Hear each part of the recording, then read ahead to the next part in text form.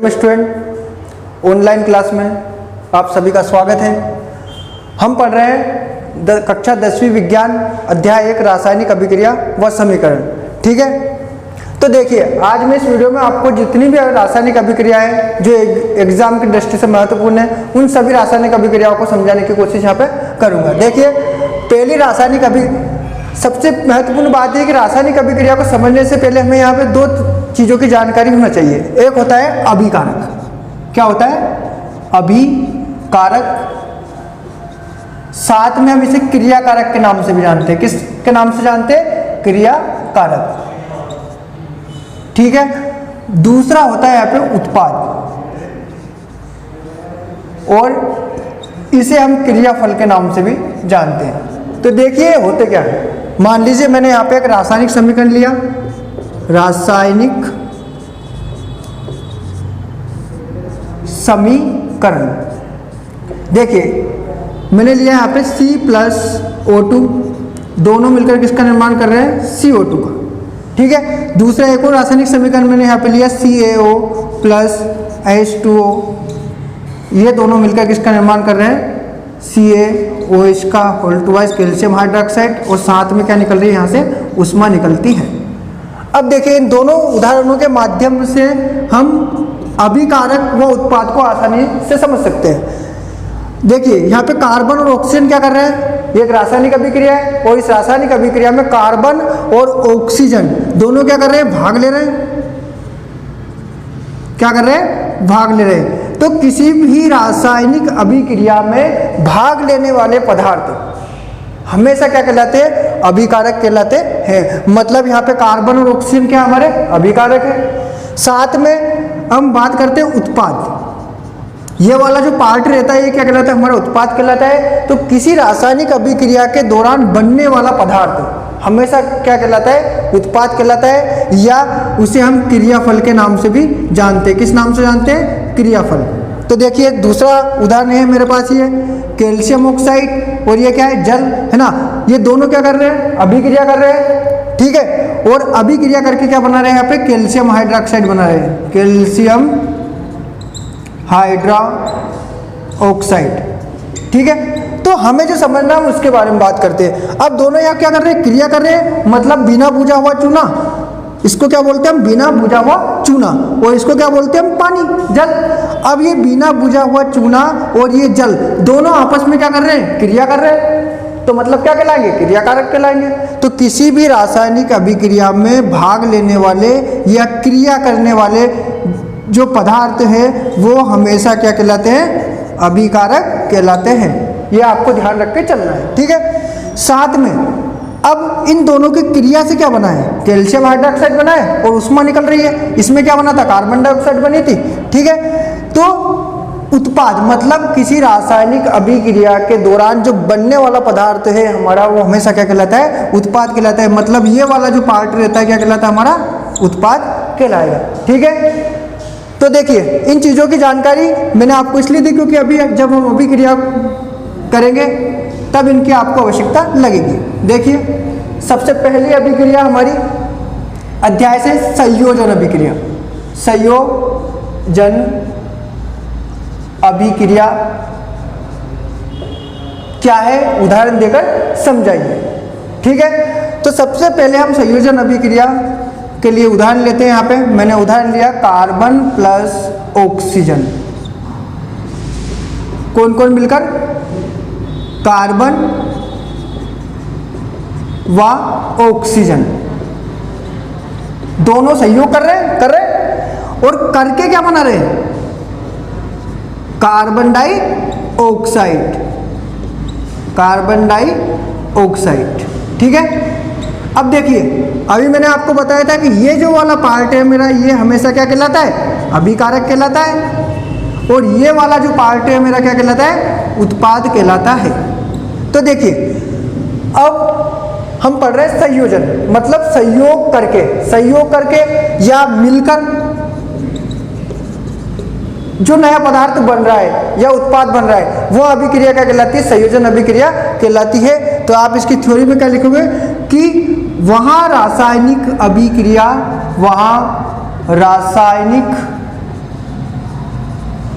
अभिक्रिया जिसमें दो अभिकारक मिलकर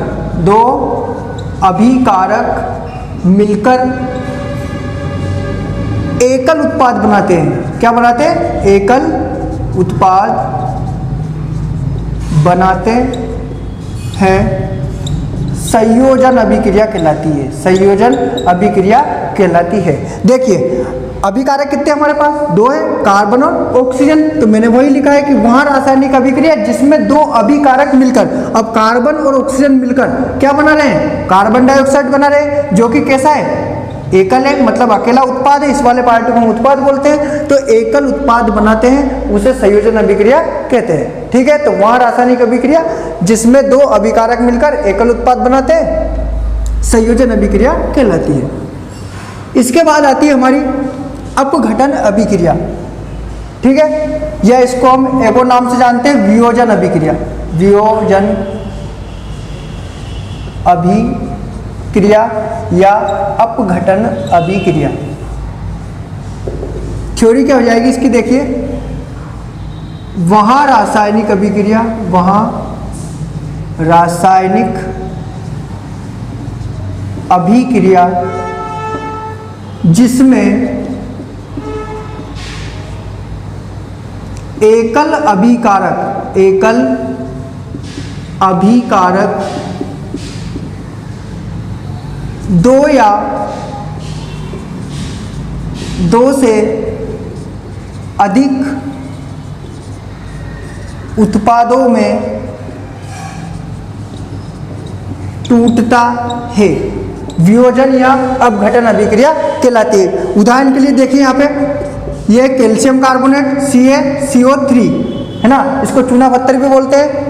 जब इस चूने पत्थर को मैं क्या करता हूँ? गर्म करता हूँ। ठीक है, अब गर्म करने पर ये किस में टूट जाता है? कैल्शियम ऑक्साइड में, CaO है ना, साथ में एक गैस निकलती है कार्बन डाइऑक्साइड।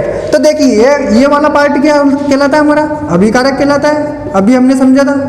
और ये वाला पार्ट क्या कहलाता है? हमारा उत्पाद कहलाता है। तो देखिए अब ये कैल्शियम कार्बोनेट का क्या हो रहा है? यहाँ पे अपघटन हो रहा है, मतलब टूट रहा है वो, या उसका वियोजन हो रहा है, मतलब बिछड़ रहा है। अब कैल्शियम कार्बोनेट को जब हमने गर्म किया तो वो किस में टूट गया?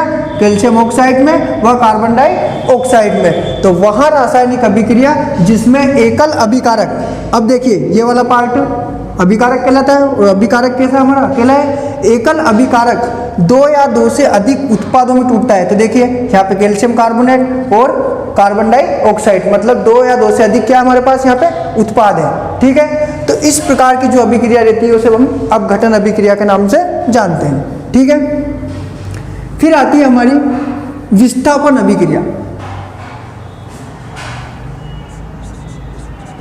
विस्थापन अभिक्रिया, देखिए विस्थापन अभिक्रिया के नाम से भी एग्जाम में आपको पूछ सकता है, या प्रतिस्थापन अभिक्रिया के नाम से भी एग्जाम में वो इसको पूछ सकता है। अब विस्थापन कैसे होता है? तो देखिए यहां पे हम उदाहरण लेते हैं CuSO4, ये हमारा कॉपर सल्फेट।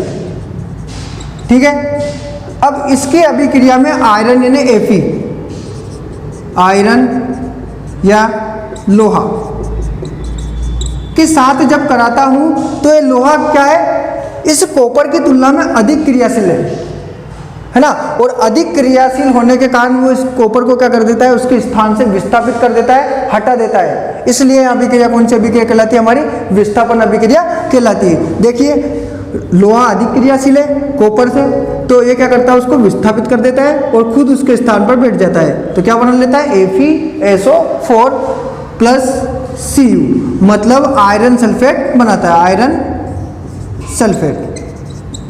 तो देखिए वहां रासायनिक अभिक्रिया, वहां रासायनिक अभिक्रिया जिसमें अधिक क्रियाशील तत्व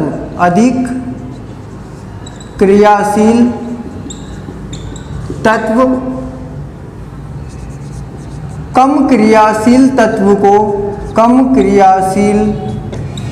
तत्व को उसके स्थान से विस्थापित कर देता है, विस्थापित कर देता है। तो देखिए लोहा क्या है, अधिक क्रियाशील है। हमने वो लिखा वहाँ रासायनिक अभिक्रिया जिसमें अधिक क्रियाशील, मतलब लोहा अधिक क्रियाशील है किसकी तुलना में, कॉपर की तुलना में। अधिक क्रियाशील तत्व कम क्रियाशील तत्व को क्या कर देता है, उसके स्थान से विस्थापित कर देता है। तो देखिए यहाँ पे ये क्या आ गया हमारा, AfSO4 हो गया, मतलब आयरन सल्फेट हो गया, उसको हटा दिया है ना। तो इस प्रकार की जो अभिक्रिया रहती है हमारी विस्थापन अभिक्रिया कहलाती है। एक क्वेश्चन दे रखा है आपको, यहीं से समझ लेते हैं हम उसको, कि जब लोहे की कील को कॉपर सल्फेट के विलयन में डुबोया जाता है तो विलयन का रंग क्यों बदल जाता है। तो देखिए मान लीजिए विलयन आप सब पढ़ के आए हो 9th क्लास में, है ना। ये विलयन भरा हुआ है इस पात्र के अंदर,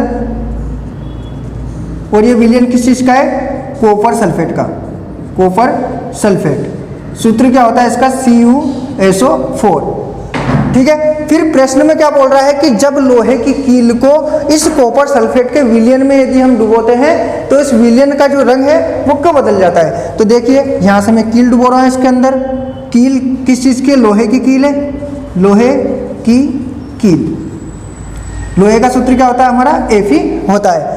अब जैसे इस घोल के अंदर मैंने इस लोहे की कील को डुबाया तो आप जानते हो, अभी मैंने बताया था आपको इसमें कि लोहा क्या होता है, लोहा कॉपर की तुलना में अधिक क्रियाशील होता है। लोहा किसकी तुलना में, कॉपर की तुलना में। अब कॉपर की तुलना में अधिक क्रियाशील होने के कारण क्या करता है, वो विलयन पर अपना प्रभाव दिखाएगा। यदि अधिक ताकतवर व्यक्ति है तो कमजोर व्यक्ति को तो वैसे डराएगा कि नहीं, है ना। तो इसी प्रकार ये लोहा अधिक क्रियाशील होने के कारण क्या करता है कि इस विलयन पर अपना प्रभाव छोड़ता है, और जिसके कारण इस विलयन का रंग क्या होता है, बदल जाता है। और बदल कर क्या हो जाता है, FeSO4, मतलब आयरन सल्फेट का हरा विलयन बना लेता है। तो आप सीधा सा आंसर में लिखोगे कि जब लोहे की कील को कॉपर सल्फेट के विलयन में डुबोया जाता है तो लोहा अधिक क्रियाशील होने के कारण कॉपर को विलयन से पृथक कर देता है, और जिसके कारण हमारे विलयन का रंग बदल जाता है और कैसा हो जाता है, हरा रंग हो जाता है। ठीक है। फिर इसके बाद हम बात करते हैं अगली अभिक्रिया की, ऊष्माक्षेपी अभिक्रिया। ठीक है, इसको बहुत बेहतरीन तरीके से हम समझेंगे। ठीक है, और महत्वपूर्ण अभिक्रिया भी है।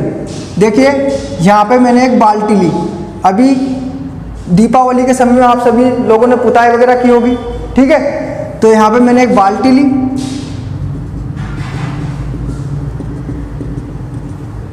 और इस बाल्टी के अंदर मैंने क्या डाला, पानी डाला। पानी का सूत्र क्या होता है, H2 होता है। ठीक है, और साथ में मैंने इसके अंदर क्या डाला, चूना डाला, चूना CaO। कौन सा चूना डाला, बिना बुझा हुआ चूना, बिना बुझा हुआ चूना। ठीक है, मतलब इसको क्या बोलते हैं हम, कैल्शियम ऑक्साइड। दो चीज डाली यहाँ पे, चूना डाला अपने बाल्टी के अंदर और साथ में उसमें क्या डाला, पानी डाला। अब डालने के पश्चात क्या होता है, आपका घुला हुआ चूना बन जाएगा, जिसको बोलते हैं हम शुष्क बुझा हुआ चूना। मतलब दोनों क्या होंगे, इसके अंदर मिल जाएंगे और क्या बना लेंगे, CaOH का whole twice calcium hydra oxide, calcium hydra oxide. इसको बोलते हैं शुष्क बुझा हुआ चूना, शुष्क बुझा हुआ चूना। ठीक है, इतना हुआ। अब इसके बाद में आपने देखा होगा कि ये बाल्टी गर्म हो जाती है, होती है ना। आपने पुताई वगैरह की हुई तब आपने देखा होगा कि बाल्टी क्या हो जाती है, गर्म हो जाती है, और गर्म होकर इस बाल्टी से क्या निकलने लगती है, ऊष्मा निकलने लगती है। क्या निकलने लगती है, ऊष्मा निकलने लगती है। बस यही आपकी ऊष्माक्षेपी अभिक्रिया है। देखिए थोड़ा सा अब यहाँ लिखते हैं हम तरीके से इसको, क्वेश्चन आपको आएगा एग्जाम में, ऊष्माक्षेपी अभिक्रिया क्या है, उदाहरण देकर समझाइए। तो देखिए वहां रासायनिक अभिक्रिया जिसमें क्या होता है, ऊष्मा का उत्सर्जन होता है, मतलब उत्पाद के रूप में क्या निकलती है, ऊष्मा निकलती है, ऊष्माक्षेपी अभिक्रिया कहलाती है। उदाहरण लिया मैंने यहाँ पे CaO, है ना। ठीक इसी प्रकार यहाँ से देखेंगे हम, और क्या मिलाया, पानी मिलाया, क्या बना रहा, CaOH का होल ट्वाइस प्लस क्या निकली थी हमारी, ऊष्मा निकली थी। मतलब ये वाला पार्ट क्या होता है, उत्पाद, और ये वाला अभिकारक। तो वहाँ रासायनिक अभिक्रिया जिसमें उत्पाद के रूप में क्या निकलती है, ऊष्मा निकलती है, ऊष्मा क्षेपी अभिक्रिया कहलाती है। ठीक है।